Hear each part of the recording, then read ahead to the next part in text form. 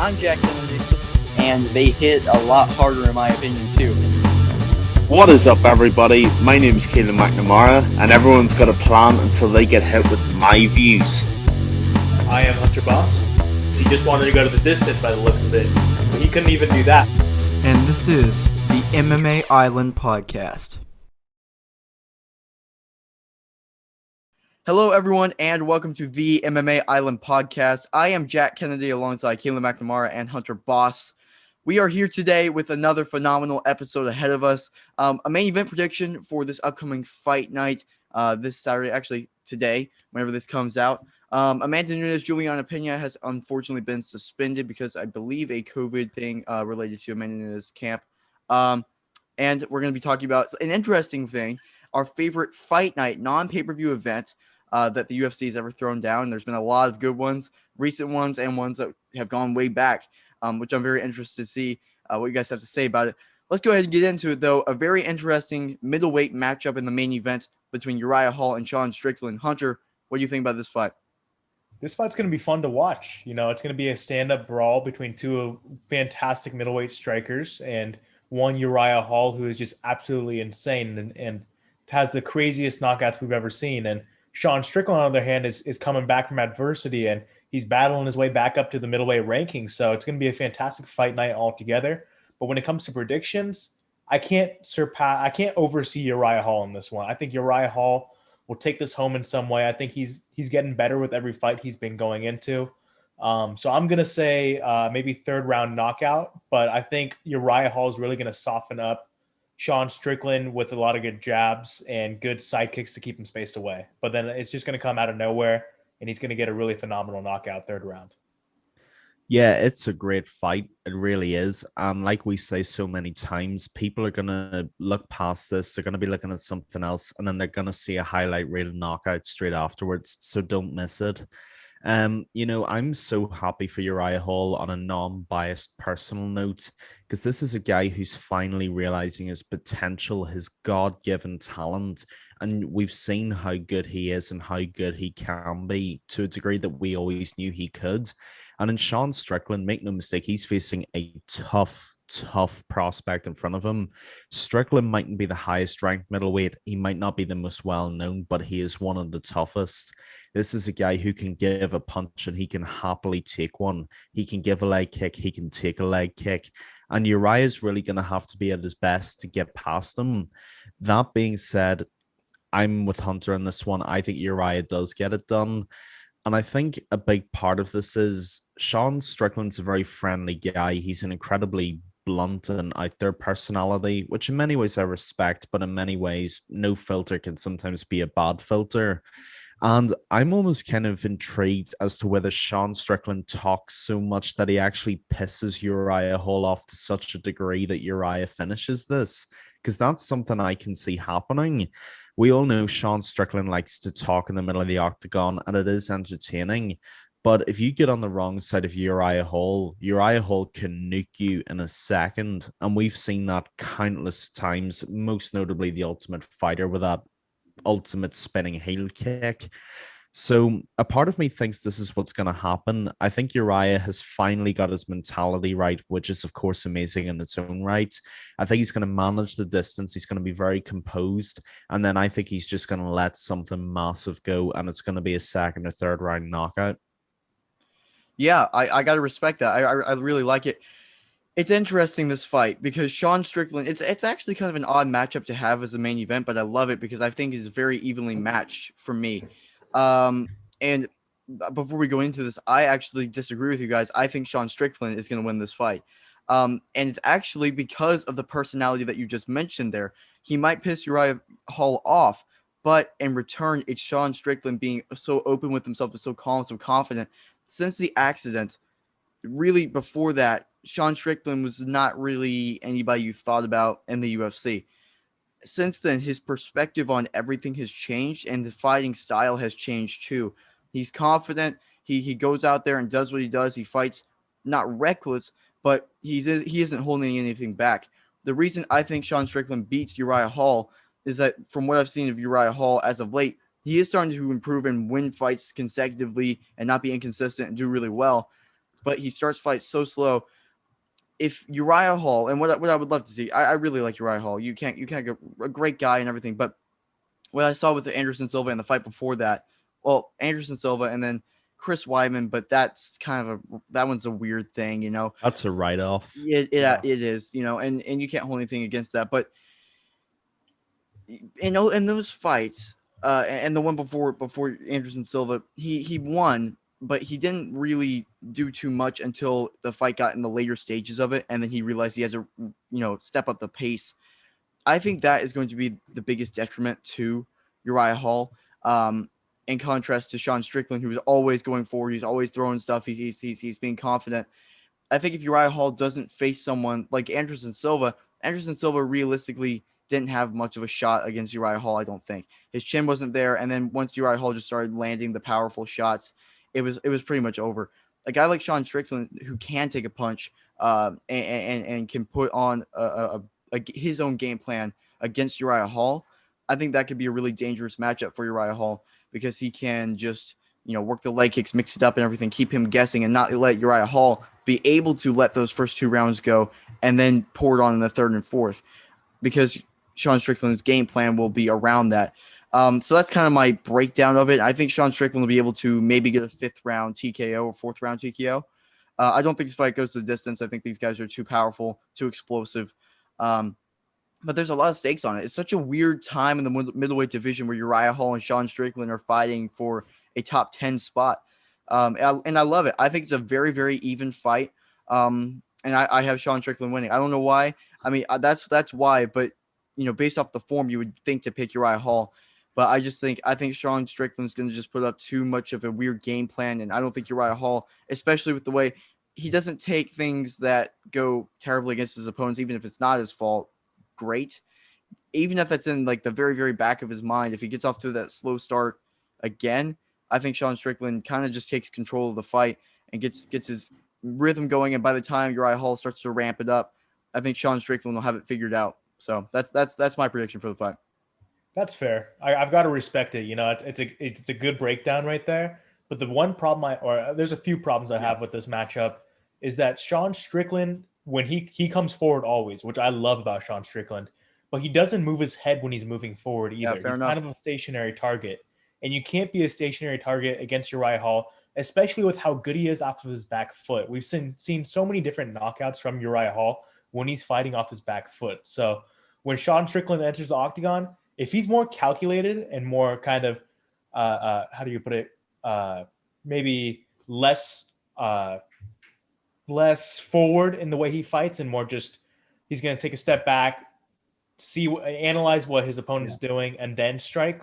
I would love. But when we saw against Brendan Allen and his future or his past opponents, he was more of just, I'm going to go in the octagon, I'm going to throw, I'm going to keep moving forward. I'm not going to give my opponent a chance to even think, which is usually a fantastic strategy and would work against, I think, almost any other person in the middleweight division other than Uriah Hall. I think it's just a bad matchup all in itself.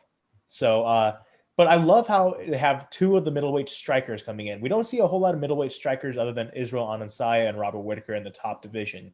It's very wrestling dominant, and I really like to see these lower ranked middleweights fight, and especially these two standing up strikers. So it's going to be a fantastic fight on itself, and I wouldn't be surprised either way it goes. So just watch out for the knockout. I agree with you guys totally. Third or fourth round, even the second round, any round, who knows? But it's definitely going to end in knockout, in my opinion.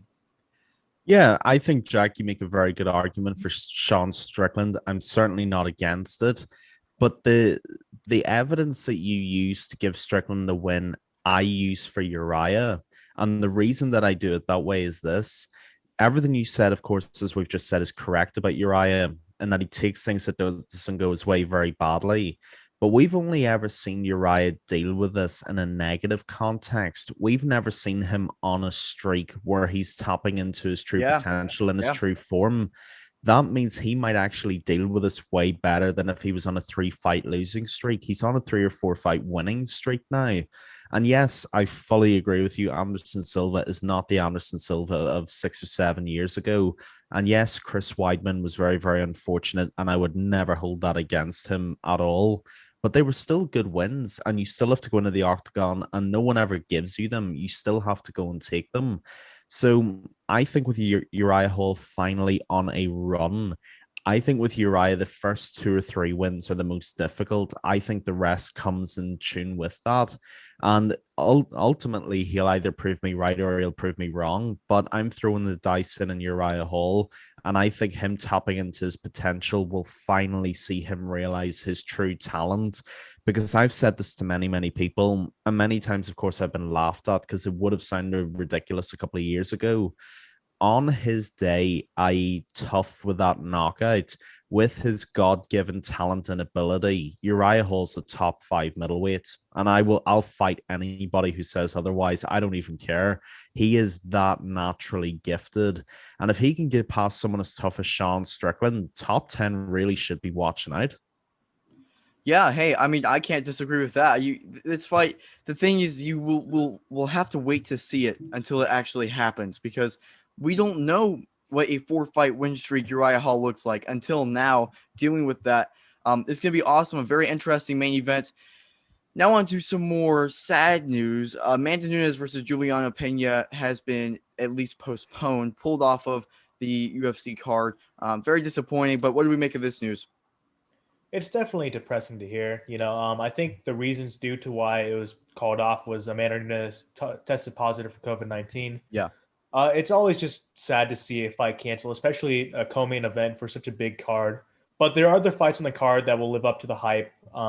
It's going to be a good card all in itself, but to not see Amanda Nunes fight is just so sad to hear because she reminds me of why I love MMA every time I see her fight. She is truly one of the greatest of all time, not just in the women's division, but in the men's division. I say she is the GOAT in the women's division currently. So just to see her run through all of her opponents really kind of cements her position in the GOAT conversation. So if she needs to postpone the fight, that's fine. She's proven herself. She has the ability to do so. She is the champion. She gets to do what she wants. So good for Amanda Nunes that she's taken her time and she's established herself and she's able to postpone the fight. She doesn't just fight through anything.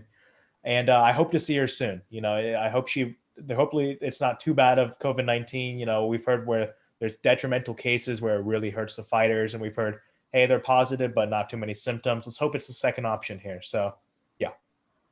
Yeah, of course. And I echo everything that my guy Hunter's just said. I really hope it's not bad for her. I hope it's as mild as it can be. And, it sucks because it's affected a lot of fighters. It's affected Cody Garbrandt, Khamzat Chimaev, to Yeah. name but 2 already. And they were crippling examples. So for Amanda Nunes, I really hope it isn't serious. And, it's the right thing to do and it's the smart thing to do.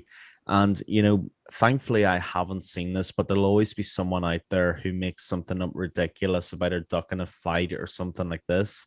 With respect, this is not Jermaine Durandamy we're talking about. We're talking about the greatest women's fighter that has ever existed, who's cleaned out her divisions probably twice already. So Amanda Nunes, and Hunter said it perfectly, she can call her shots and she could do whatever she wants. And she's made the absolute right decision because she also has a very young family now, which I'm very happy for her for too. And, not that she would have if she didn't, but she definitely isn't going to risk it now.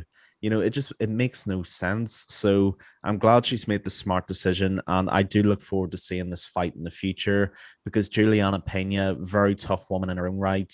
And I'm sure that when this fight does happen, she will give Nunes a very tough contest. But for now, to do anything other than Nunes it did would have been madness. Absolute right decision from Amanda. That is a very interesting point you just brought up because I didn't even know that was an argument people were making. I didn't even know that. But if anyone was saying Amanda Nunes is If ducking someone is Juliana ever saying Pena, that, don't. what's the only reason Juliana Pena is getting this fight is because Amanda Nunes has cleaned out the division so much that someone like ranked where she's at can get the fight. It's insane. It's literally insane. Yeah, all the best. Obviously, I really do hope it is a mild case of it. I mean, the Hazmat Chimaev example is most recent. Is It's insane to see. I'm so glad he's booked to fight again, but he literally retired because he didn't think he could do it again. Um, yeah, I mean, we'll see what happens. If I think this is good for Juliana Pena, she gets more time. But I mean, in the long run, I don't know if this will really. It's disappointing because it'll move off this card and everything, but of all cards for it to move off of, this one is going to be just fine because now they get Pedro Munoz, Jose Aldo in the co-main event in its place. So it's okay. Rightfully Michael so. Chiesa, Vicente Luque is still on the card. So it's not that they were absolutely relying on this. Now, if you had this fight on there, then it's an absolute super card because it's unbelievable. You have 2 title fights. But most importantly, above all, health to Amanda Nunes and her new family, of course. And yeah, it's disappointing, but it'll happen eventually. And we'll all be excited to see it because, I mean, Juliana Pena, to her credit, has done a good job of hyping this fight up with the call out and everything. No one calls out Amanda Nunes that much anymore. So we'll see what happens. But moving on to our last little thing here. And this one, I am very curious to hear what you guys have to say because there's been so many good fight nights across the year, so many underrated ones, just in between pay-per-views and stuff. What are your favorite fight nights of all time? Hunter, get us started. Oh man. So I'm at work here and I get the text like saying this is the topics and I'm Yeah. thinking of all the different fight nights I've watched and I've listened to, and only one comes to mind. I mean, Holloway versus Cater is a fantastic one. Yeah. Dustin Poirier versus Dan Hooker is also amazing, but the best one in my opinion has to be the Korean Zombie versus Yair Rodriguez in That was crazy. Yeah. This Yeah. fight was a tornado of violence here. Punches, kicks, knees, and of course, elbows were being thrown like wild. And it ended in a knockout in the 5th round and then exactly the last second of the round. How could you not like that? This fight right here made me want to be an MMA fan and just it cemented where I wanted to be in life. I wanted to follow the sport because of the fight I just witnessed. And I remember it was kind of close to Christmas. It was maybe like October, November, December area. And I'm like, this is the perfect Christmas present because this was one of the greatest fights I've ever seen in my life. So I have to go with that fight. Granted, there are so many other fight nights that are fantastic as well. I know what I'm getting Hunter for Christmas this year. A signed picture of Yair Rodriguez. Oh my gosh. Korean Zombie. I'm more of a zombie fan. It kind of hurt when I. Yeah, I know. But he It actually moved hurts, up better but from that fight, He even did. though he lost. It worked out. Yeah. Yeah. it hurts, but you love the pain at the same time. Yeah. Yeah, there's 2 that always immediately spring to mind. Obviously, we've had so many fight nights that have superseded numbered events, pay-per-views. The one I was gonna say it's a little bit of an easy way out to a degree, but it was gonna be Holloway Cater because that was just one of the best individual performances I've ever seen, and probably one that I ever will see. That performance was on par, if not above, McGregor Alvarez. That's how good Oh that yeah. performance was. But the one I'm going to go for is Dustin Poirier, Dan Hooker. And, this fight was such a big part in Poirier's rise, I think, because Dan Hooker is nobody's joke. He is not a bum. He never has been. He never will be. And these 2 guys just went out there and laid it on the line for 5 rounds. Some of the most violent combinations, some of the best Muay Thai, some of the best striking I've ever seen in my life. Dustin Poirier went out there just all blood and guts for 5 rounds, never lost an ounce of stamina, sometimes just bleeding porously, really, really badly, but yet connecting with Dan Hooker and outboxing Dan Hooker. And he even had some of the abdomen kicks and the leg kicks, and he still kept going and he still kept going. And it was just one more shining, beating example of Dustin Poirier's heart. To me, that was almost kind of the beginning of El Diamante. It wasn't the Diamond Dustin Poirier anymore. It became El Diamante as he's rebranded himself. That to me was almost sort of the beginning of the ascendancy that we're seeing now. And when we look back at Dustin Poirier's career in 5-10 years, this fight will be a pivotal part of his legacy. So to me, I'm going to go for that. Dustin Poirier, Dan Hooker. I mean, I love it. I love it so much. Everything you guys have said so far. But it's everything that has been said so far also is so recent. Whenever I was going through this, I was racking my brain because I was like, there are so many good fight nights that at the moment I can only imagine the ones that's been in the past 2 years.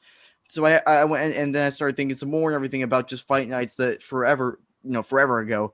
One of the fights that got me, so I'm gonna just list 3 because I can't really narrow it down to one specifically. Let's hear them. Although there is one I will say just for the sake of saying it. But one of the ones from I think it was 2016, maybe I'm wrong. Whenever Justin Gaethje first entered the UFC, Oh, automatic main Michael event. Johnson. yeah, Michael that's a good Johnson. one. Oh, I I was forgot about that one. Oh, that was one that no one was watching. In between a pay per view, it's like, who is Justin Gaethje? Who is this guy? And Michael Johnson's in the fight night main event. Why is he main eventing? He hasn't won a fight in a while. That fight and that card was also stacked. I also look for not just main events, but they stack fight night cards sometimes too. Like you have 2 or 3 like stacked fight night cards a year, and that one was stacked. And it was odd that was the main event. And I was watching it, and then chaos from the first second to the flying knee, and then Gaethje doing the drunken backflip after and everything. It was nearly broke his absolute neck. entertainment That would have been from crazy. from the opening minute to the end, and it was crazy. I had never been more shocked in watching how good a fight was, because I had zero expectations going into it. I was like, Michael Johnson, that's easy work, easy. And it was crazy. And that was enter Justin Gaethje, the era of Justin Gaethje. Then comes off of the 2 losses with the same style. Then it's the controlled chaos, the stuff that knocked out James Vick, that knocked out Cowboy, that just absolutely did one of the greatest performances in UFC history against Tony Ferguson. Um, so yeah, that was unbelievable, and that's the first one I'm going to list off. Then next, and this is a very famous one, of course, it's Shogun Rua versus Dan Henderson. I mean, that was the first fight night main event that was 5 rounds. And did they prove they more than any fight, they proved why 5 rounds was necessary for every main event, non-title fight or not. It was unbelievable, an absolute war. Shogun versus Dan Henderson 2 was very exciting as well, but just that first one as well, it was crazy to see. Now, this one is more of a sentimental value, and I don't know if you guys, I definitely think you guys didn't see this live, but I remember this vividly for some reason as one of the first big fights that I had already been into MMA, but like actually got me into watching MMA. Like I watched it, but just kind of like, oh, this is really cool. I enjoy this. And then I watched this fight, and I know it's like, whoa, like I'm following this like seriously. Mark Hunt versus Bigfoot 1. Oh, that The was a Oh, fight night. fight night. Yeah. And that was I forget I honestly don't remember the rest of the card. I have to search it up, but I just remember the absolute war that those guys put on. And Bigfoot back in the day would like not get knocked out at all. And Mark Hunt had the most power that you'd ever seen. He would just like kind of go forward and just throw, and Bigfoot withstood it and everything. And then at the end, it was a draw.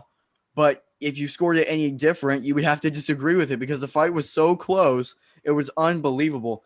And I just remember watching the chaos. They were bleeding all over the octagon and everything. And after it was just one of those things where like, let's just go get drinks after this, because it was just like you have to respect each other. Or well, actually, no, they're going to the hospital after that. But after that, but it was such a good fight, and it was such a good fight night together. And that was one of the fights where you just could not take your eyes off the screen, and you just had to appreciate the greatness that you were watching, just the absolute war of a fight at heavyweight. So those are kind of just 3 off the top of my head that are not recent, because you go over so many recent fight nights that have been incredible.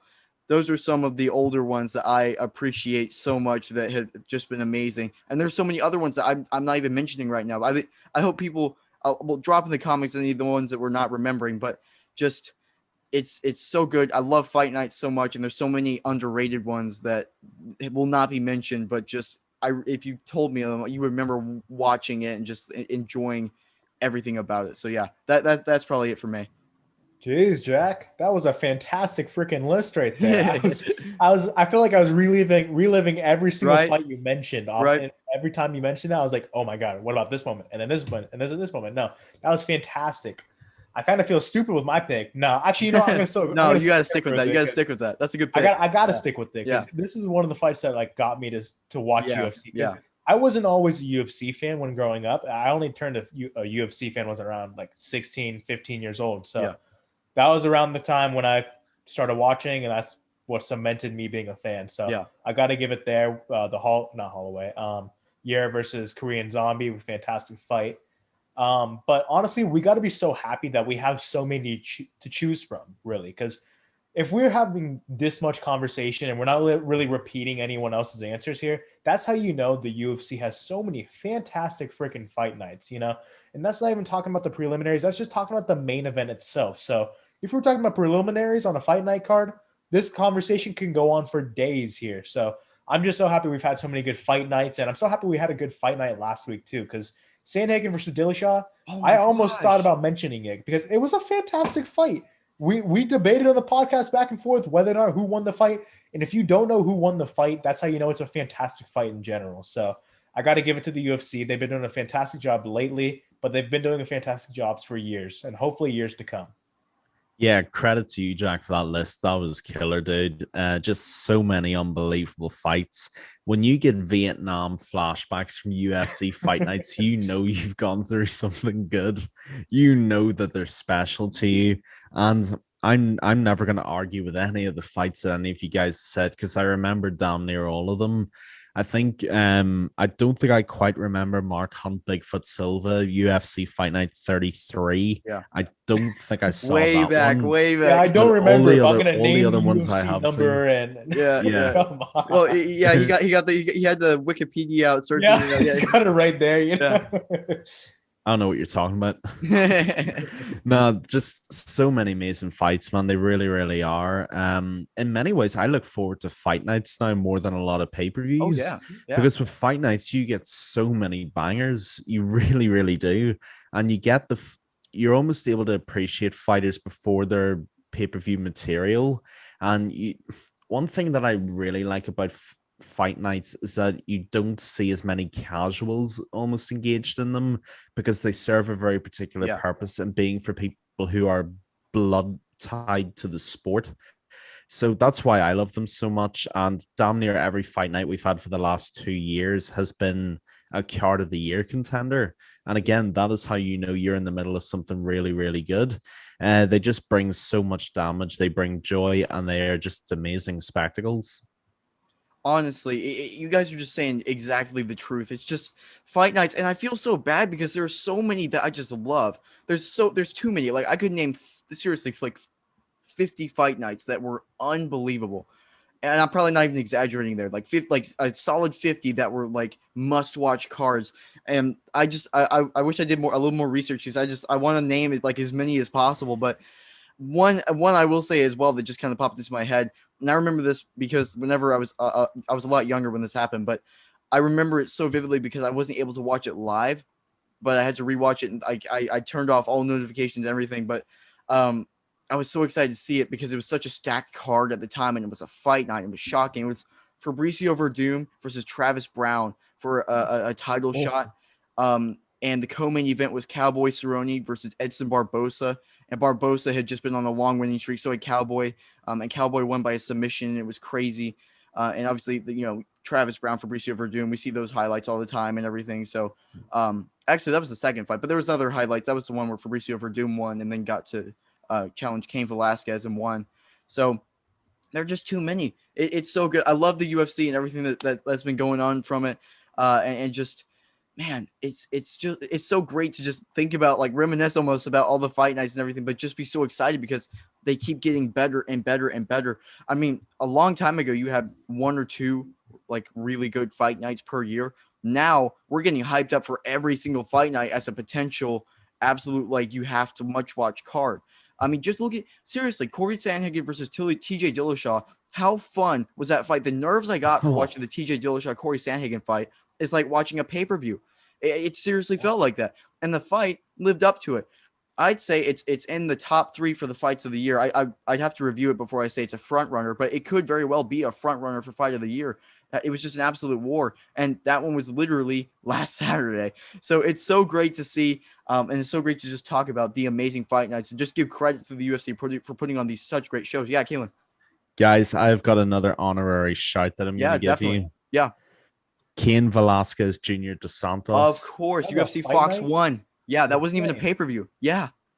Oh, dude, how can you have that good of a fight on network TV? That is insane. I How remember about that fight. Yeah. How about Benson Henderson versus Nate Diaz? That was free too. Whoa. Yeah. Good one, Yeah. too. Man, This is so such many a fights. pleasant throwback. I I'm know loving it's this. amazing. Yeah. Oh, dude. You could just go back and just look at all of the fights and everything, and Could see the people that were on that Dos Santos Velasquez card. Benson Henderson beat Clay Guida. Poirier beat Pablo Garza. Lamas Cub Swanson. dude, that Oh, that's just like, and a lot of those fighters, that was before they even became big. Like Yeah. yeah. that was just like an average fight back then. But like, look at all the names. That's another thing. You look at the prelims on some of these fight nights before, and you have like 3, 4 guys that became, if not champions, like world title challengers and top 5 contenders and household names. It's just like, you have to watch fight nights. You have to watch fight nights, especially if everyone's talking. I mean, everyone was talking about Corey Sandhagen and TJ Dillashaw. It's just, you don't know who you're gonna see, who's gonna become the next star. And fight nights, in a lot of cases, is where they get to develop and showcase to move on to that next step. It's amazing. Yeah, absolutely. Well, hey, great podcast, guys. Great to reminisce about the amazing UFC stuff and hope for the future and everything. About, we say that like after every podcast, but it's so good. It's so good. It's so true. As always, guys, thank you so much for listening to the podcast. Please make sure to like and subscribe on YouTube. We are everywhere, literally everywhere, including iTunes and Spotify. So listen to us there. Make sure to check out our Instagram at MMA.island and our great website, MMAisland.net. Again, everyone, thank you so much for listening. Great podcast, guys. Thank you, guys. Thank you so much, everybody. Watch Fight Nights.